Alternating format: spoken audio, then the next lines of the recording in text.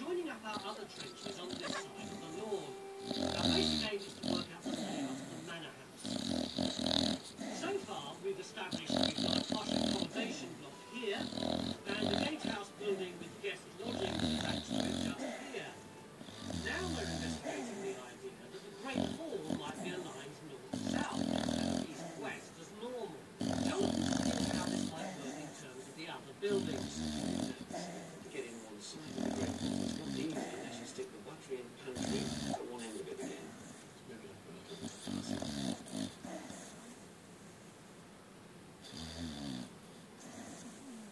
Right, now you need the kitchen to be very close by to service the Great Hall. So where's that going to be? Well, Phil's side came up with a pottery, so you stick the kitchen over there. That corner. Yeah.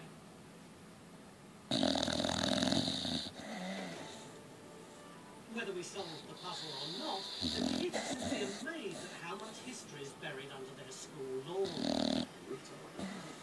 Yeah, it's like these tiles, 15th century, but in the 17th century, well, it looks like the late medieval roofs still standing at the time of the Civil War, and an old shipping match comes down on it.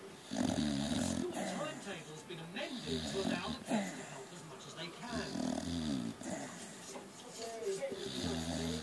Some of the older kids are having a go at advanced geophysics. Who knows, they might be able to spot something we missed.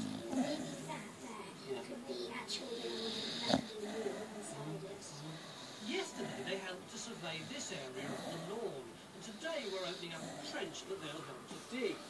It's targeted on one of the clearest anomalies on the geophys plot. Well, that's this circular feature on here, look. Oh, well, very, very obvious feature. There's been a lot of debate about what it might be. I think my money's on it being a duff bit. Using the magic of graphics, we're able to show the kids the scale of the medieval buildings. These two are walking through what would have been the entrance to Hook Hall back in the mid-1400s. Anyone entering the site back then must have crossed a bridge, because we now know that the moat came around in front of the gatehouse. But the news today is that Stuart doesn't believe the moat ever completely surrounded the manor house.